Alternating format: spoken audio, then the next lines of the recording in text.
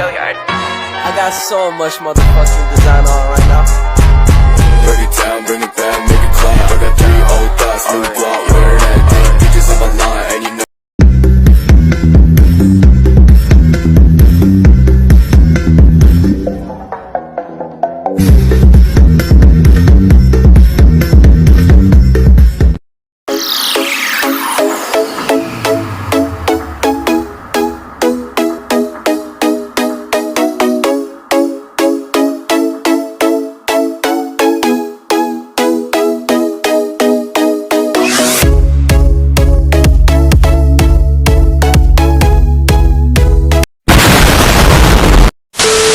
Assalamualaikum warahmatullahi wabarakatuh. Kami dari kelompok 1 ingin mempresentasikan tentang sistem koordinasi. Baik, saya akan menjelaskan struktur sistem saraf. Neuron atau sel saraf merupakan suatu kerjaan utama atau bagian dari sistem koordinasi yang berfungsi untuk mengatur aktivitas tubuh melalui rangsangan listrik secara cepat. Untuk bereaksi terhadap rangsangan, tubuh memerlukan 3 komponen, yaitu reseptor, sistem saraf, efektor. Oke, ini contoh struktur neuron. Bisa dilihat kalau enggak. Berdasarkan fungsinya, sel saraf dapat dibedakan menjadi 3, yaitu neuron sensorik, neuron motorik, dan neuron asosiasi. Berdasarkan tempatnya, neuron asosiasi dibedakan menjadi 2, yaitu neuron konektor dan neuron adjustor. 2. Jenis sistem saraf. Yang pertama, sistem saraf pusat. Sistem saraf pusat berfungsi menerima semua rangsang saraf dari luar tubuh, ekoreseptor, dan dari dalam tubuh, intereseptor. Sistem saraf pusat terdiri atas otak dan sumsum tulang belakang. Otak manusia terdiri atas 2 belahan, yaitu otak kiri dan kanan. Otak kiri mengendalikan tubuh bagian kanan, sebaliknya otak kanan mengendalikan tubuh bagian kiri. Otak besar, cerebellum, merupakan bagian terbesar otak dengan permukaan berlipat-lipat. Diduga semakin banyak lipatannya, semakin cerdas seseorang. Otak besar terdiri atas 3 bagian. Yang pertama otak depan, otak belakang, dan otak samping. Otak tengah terletak di depan otak kecil.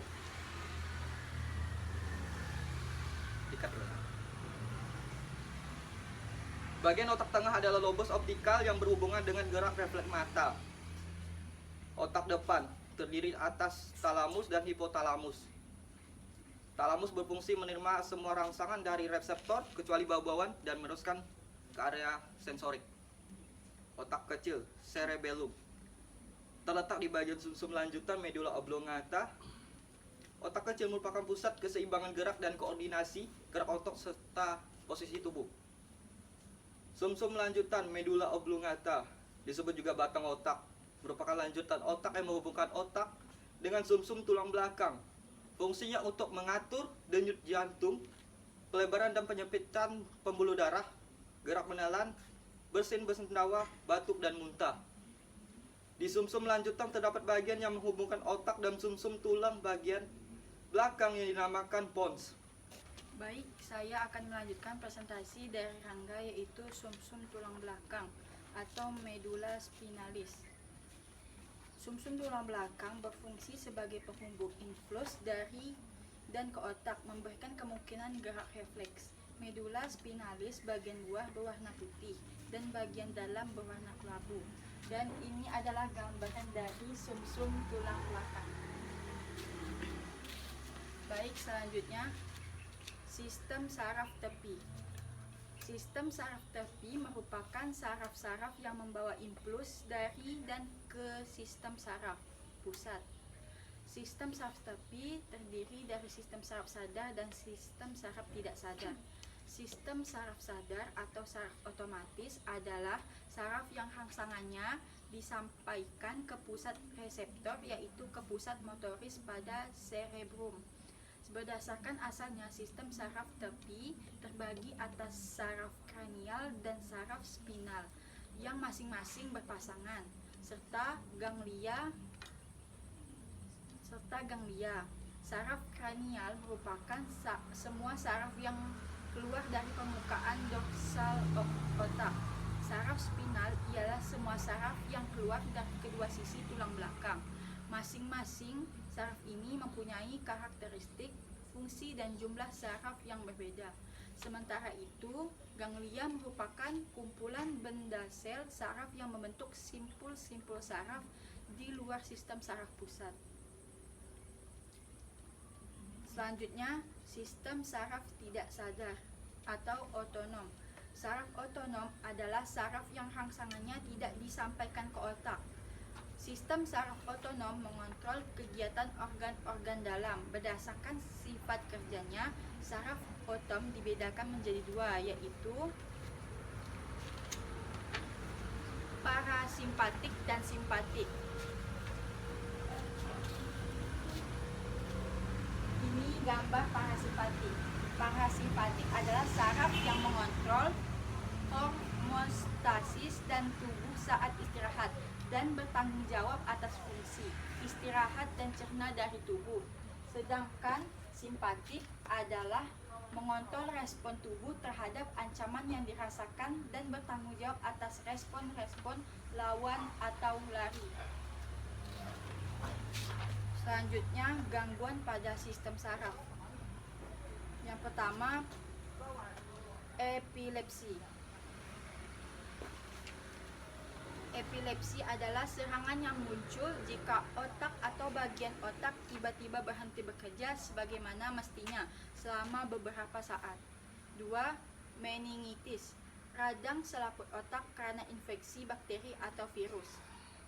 Selanjutnya, ensefalitis merupakan peradangan jaringan otak biasanya disebabkan oleh virus. Selanjutnya, neuritis adalah gangguan saraf tepi akibat peradangan, keracunan atau tekanan. Selanjutnya, rasa kebas atau kesemutan. Gangguan sistem saraf akibat gangguan metabolisme, tertutupnya aliran darah atau kekurangan vitamin neotropik B1, B2, dan B12. Selanjutnya, epilepsi atau AYAN. Penyakit serangan mendadak karena trauma, tumor otak, kerusakan otak saat lahir, stroke, dan alkohol. Selanjutnya, Alzheimer merupakan sindrom kematian sel otak secara bersamaan. Selanjutnya, gagal otak. Gagal otak merupakan bergeraknya jaringan otak dalam tengkorak menyebabkan perubahan fungsi mental atau kesadaran. Selanjutnya, stroke merupakan penyakit karena pembuluh darah di otak tersumbat atau pecah sehingga otak menjadi rusak. Selanjutnya, amnesia, yakni gangguan yang terjadi pada otak disebabkan oleh goncangan batin atau cedera. Selanjutnya, Parkinson terjadi karena kekurangan neurotransmitter dopamin pada dasar ganglion. Selanjutnya, poliomyelitis merupakan penyakit yang menyerang neuron-neuron motorik sistem pada saraf pusat, terutama otak dan medula spinalis oleh infeksi virus. Baiklah, saya akan menjelaskan tentang sistem hormon. 1. Struktur sistem hormon. Sistem hormon atau endokrin adalah sekumpulan kelenjar dan organ yang memproduksi hormon, yaitu senyawa organik pembawa pesan kimiawi di dalam aliran darah menuju sel atau jaringan tubuh. Sistem endokrin berinteraksi dengan sistem saraf, berfungsi mengatur aktivitas tubuh seperti metabolisme, hemostasi, pertumbuhan, perkembangan seksual dan siklus reproduksi, siklus tidur, serta siklus nutrisi. Karakteristik kelenjar endokrin. 1. Tidak memiliki saluran dan menyeleksikan hormon langsung ke dalam cairan di sekitar sel. 2. Menyeleksi lebih dari satu jenis hormon kecuali kelenjar paratiroid. 3. Memiliki sejumlah sel sekretori yang dikelilingi banyak pembuluh darah dan ditopang oleh jaringan ikat. 4. Masa aktif kelenjar endokrin dalam menghasilkan hormon berbeda-beda. 5. Sekresi hormon dapat disimulasi atau dihambat oleh kadar hormon lainnya dan senyawa non-hormon dalam darah serta inflasi saraf.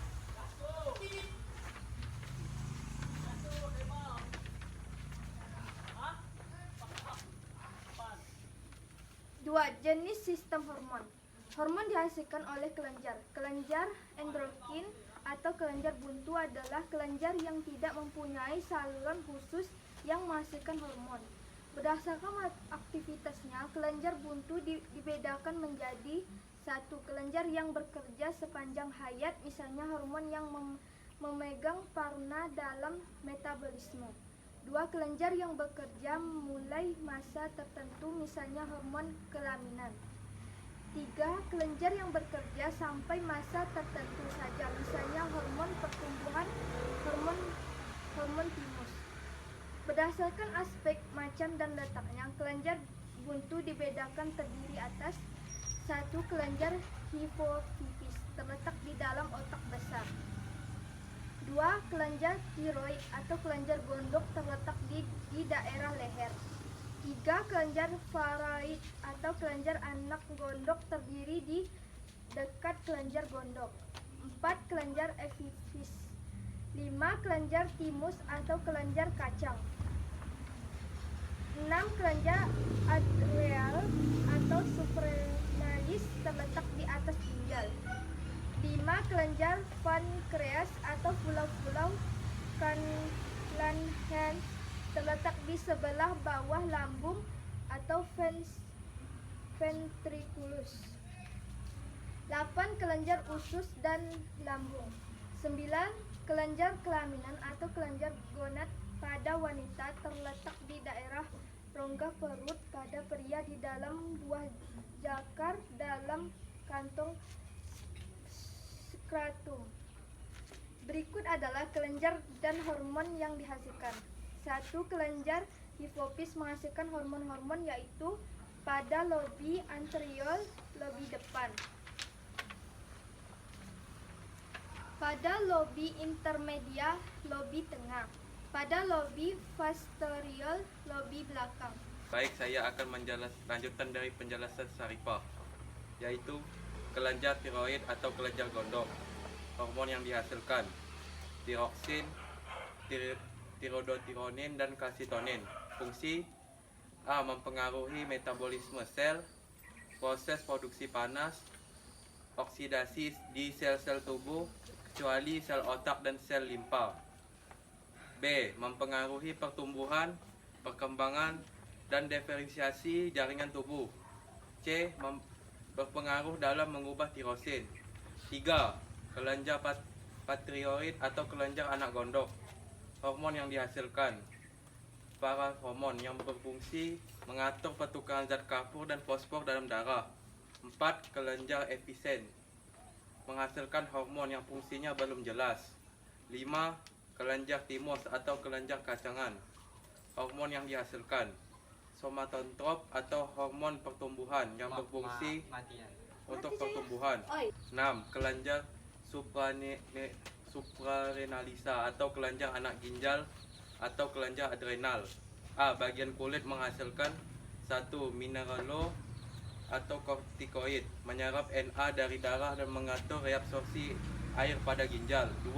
Glukokortikoid menaikkan kadar gula darah, pengubahan protein menjadi glikogen di hati dan selanjutnya mengubahnya menjadi glukosa. B. Bagian dalam menghasilkan adrenalin dan epinefrin. 1. Memacu aktivitas jantung dan menyempitkan pembuluh darah kulit dan kelenjar mukosa. 2. Mengendorkan otot polos batang tenggorokan sehingga melapangkan pernapasan. 3. Mempengaruhi pemecahan glikogen atau glicogenolisis dalam hati sehingga menaikkan kadar gula darah. 7. Kelenjar Langerhans hormon yang dihasilkan insulin yang berfungsi antagonis dengan hormon adrenalin, yaitu untuk mengubah gula menjadi glikogen di dalam hati dan otot. 8. Kelenjar usus dan lambung. Kelenjar usus menghasilkan hormon sekretin dan kolesitokinin. Kelenjar lambung menghasilkan hormon gastrin. Hormon-hormon tersebut berperan dalam merangsang sekresi getah lambung. 9. Kelenjar kelamin. Kelenjar kelamin pria atau testis menghasilkan hormon kelamin pria atau androgen dan sel sperma. Androgen yang terpenting adalah testosteron yang berfungsi untuk 1. Mempertahankan proses spermatogenesis. 2. Memberi efek negatif terhadap seleksi LH oleh hipofisis. Kelenjar kelamin perempuan atau ovarium yang menghasilkan sel telur atau ovum dan hormon perempuan yang meliputi 1. Estrogen dihasilkan oleh sel folikel ke degrad. 2. Progesteron dihasilkan oleh corpusculum yaitu bekas folikel yang telah ditinggalkan sel telur. 3. Gangguan pada sistem hormon. Sistem hormon dapat mengakibatkan terjadinya gangguan atau kelainan. Pengaruh pola hidup dapat menyebabkan kelainan pada struktur dan fungsi organ sistem hormon pada manusia. Berikut beberapa gangguan akibat kelebihan maupun kekurangan produksi hormon pada tubuh. 1.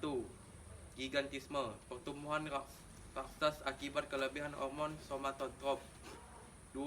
Akromegali, pertumbuhan pada ujung-ujung tulang pipa akibat kelebihan hormon somatotrop. 3. Kretinisme, kekerdilan diakibatkan kekurangan hormon somatotrop. 4. Morbus Basedow, meningkatkan denyut jantung, gugup emosional, pelupuk mata terbuka lebar dan bola mata melotot, diakibatkan karena kelebihan hormon tiroksin. 5. Myxodum, kegemukan yang luar biasa serta kecerdasan menurun diakibatkan kelebihan hormon tiroksin. 6. Tetanus, kekurangan hormon paratohormon. 7. Akromegali, kelebihan hormon somatotrop. 8. Diabetes mellitus, kekurangan hormon insulin. Baik, saya akan menjelaskan tentang sistem indera. Struktur dan jenis sistem indera. Sistem indera merupakan salah satu bagian dari sistem koordinasi yang merupakan reseptor atau penerima rangsangan. Alat indera merupakan reseptor yang peka terhadap perubahan lingkungan dan rangsangan. Setiap reseptor hanya menerima jenis perubahan lingkungan dalam bentuk rangsangan tertentu. Oleh karena itu, reseptor diberi nama menurut jenis rangsangan yang diterimanya, yaitu sebagai berikut. Fotoreseptor, penerima rangsangan cahaya. Komoreseptor, penerima rangsangan zat kimia. Makonoreseptor, penerima rangsangan fisik, misalnya sentuhan. Audioreseptor, penerima rangsangan suara. Termoreseptor, penerima rangsangan panas atau temperatur. Indera penglihatan. Mata merupakan indera penglihatan yang bertindak sebagai fotoreseptor yang mampu menerima rangsangan berupa cahaya. Mata manusia terdiri dari 3 bagian utama, yaitu bola mata, tulang orbita, dan alat penunjang atau tambahan. Bola mata terdiri dari 3 lapisan, yaitu 1. Sklera atau tunika fibrosa, merupakan lapisan terluar dari bola mata yang berwarna putih dan tidak bening, berfungsi untuk mempertahankan bentuk mata dan melindungi bagian-bagian dalam bola mata. 2. Koroid atau tunika vaskulosa, merupakan lapisan tengah yang berwarna gelap dan banyak mengandung pembuluh darah dan pigmen, berfungsi untuk mencegah pemantulan cahaya yang masuk ke dalam bola mata dan mensuplai nutrisi bagi mata berupa kebutuhan makanan dan oksigen, serta pigmen bagi retina mata sehingga mampu menyerap refleksi cahaya pada mata. 3. Retina atau tuna nervosa, lapisan terdalam mata yang banyak mengandung sel reseptor cahaya. Ada 2 macam sel reseptor, yaitu A. Sel kerucut atau konus, peka terhadap intensitas cahaya tinggi dan warna, berfungsi untuk menangkap warna. Sel konus terdiri dari sel yang peka terhadap warna merah, biru, dan hijau. Sel konus mengandung senyawa indopsin berupa retinin untuk melihat saat terang. B. Sel batang atau basil, peka terhadap intensitas cahaya lemah dan tidak peka terhadap warna. Sel basil menghasilkan rodopsin berupa retinin dan opsin untuk melihat pada saat gelap. Indra pembau. Hidung merupakan indra pembau yang menerima rangsangan zat kimia yang bertindak sebagai komoreseptor. Reseptor hidung adalah syarat olfaktori dan terletak pada langit-langit rongga hidung yang peka terhadap molekul bau atau odoran. Urutan jalan rangsang indra pembau ke otak yaitu bau masuk ke hidung bersama udara inspirasi dan akan diterima oleh sel-sel kemoreseptor di rongga hidung. Lalu reseptor mengirim impuls ke saraf olfaktori untuk diinterpretasikan menjadi bau. Indra pengecap. Lidah berfungsi sebagai indra pengecap yang bisa dikenal dengan komoreseptor cair. Reseptor lidah adalah papila atau tonjolan yang terletak di permukaan lidah dan di dalamnya terdapat tunas pengecap yang peka terhadap molekul yang dapat larut dalam air liur. Indra peraba. Kulit berfungsi sebagai indra peraba yang bisa dikenal dengan mechanoreseptor atau tomoreseptor. Kulit memiliki reseptor. Reseptor kulit terdiri dari korpus-korpus pada lapisan epidermis dan dermis yang dapat merasakan berbagai rangsangan. Action. Baik, saya akan menjelaskan penjelasan dari cahaya sistem indra. Indra pendengaran. Telinga merupakan indra pendengaran, fonoreseptor, dan sebagai pendeteksi keseimbangan, equilibrium. Telinga menerima rangsangan berupa getaran sehingga disebut fonoreseptor. Fonoreseptor telinga untuk pendengaran adalah organ korti pada koklea dan untuk keseimbangan adalah otolit. Telinga berfungsi untuk menerima gelombang suara. Gelombang suara merupakan suatu perubahan penekanan dan peregangan dari molekul udara yang disebabkan oleh bergetarnya suatu benda. Kerasnya suara bergantung pada besarnya getaran, dan tinggi nada suara bergantung pada frekuensi dari suatu gelombang. 2. Gangguan sistem indera. Ada pola hidup yang tidak sesuai dapat mengakibatkan terjadinya gangguan kelainan pada sistem tubuh, salah satunya pada sistem indera. A. Gangguan kelainan penglihatan mata. Indera penglihatan dapat mengalami gangguan atau kelainan. Beberapa cacat mata di antaranya adalah sebagai berikut. 1. Miopi, rabun dekat, yaitu cacat mata karena lensa mata terlalu cekung dan bola mata terlalu panjang. Hal ini dapat dibantu dengan lensa cekung. 2. Hipermetropi, rabun jauh, yaitu cacat mata karena lensa mata terlalu cembung dan bola mata terlalu pendek, pipih, sehingga bayangan jatuh di belakang bola mata. Hal ini dapat dibantu dengan lensa cembung. 3. Astigmatisme adalah cembungan kornea tidak merata sehingga bayangan kabur atau bayangan jatuh di atas retina. 4. Presbiopi adalah mata tua yang lensa matanya tidak teratur atau kurang elastis. Akibatnya, ketika melihat jarak dekat maupun jarak jauh, bayangan yang terbentuk tidak jelas. B. Gangguan kelainan indera pembau hidung. 1. Hiposmia, yaitu indera penciuman kurang mampu mencium bau. 2. Hipersomnia, yaitu lebih pekat terhadap bau-bauan. 3. Sinusitis, yaitu radang tulang-tulang tengkorak sekitar hidung yang berongga dan berisi udara. 4. Polip, yaitu pembengkakan jaringan yang terjadi di dalam hidung dan mengeluarkan banyak cairan. C. Gangguan kelainan pada indera pengecap lidah. 1. Hipoglosia, yaitu penurunan kemampuan untuk mengidentifikasi rasa manis, asam, pahit, dan asin. 2. Dysgeusia, yaitu suatu kondisi di mana lidah merasakan rasa busuk, asin, sensasi rasa tengik, atau logam yang bertahan dalam mulut. D. Gangguan kelainan pada indera peraba, kulit. 1. Luka bakar disebabkan oleh panas, listrik, dan zat-zat kimia. 2. Jerawat disebabkan peradangan kelenjar sebasea, banyak terjadi di daerah wajah, leher, dada, dan punggung. 3. Dermatitis yaitu peradangan pada permukaan kulit ditandai dengan gatal-gatal merah, bengkak, melepuh, dan berair. E. Gangguan kelainan indera pada pendengaran, telinga. 1. Tuli konduktif adalah gangguan penerimaan suara ke dalam kolkea akibat kotoran atau nanah yang memenuhi telinga bagian tengah. 2. Tuli saraf adalah tuli yang terjadi akibat kerusakan pada koklea, organ korti, atau saraf pendengaran.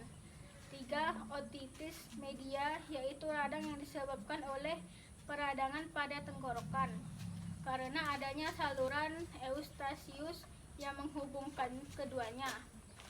4.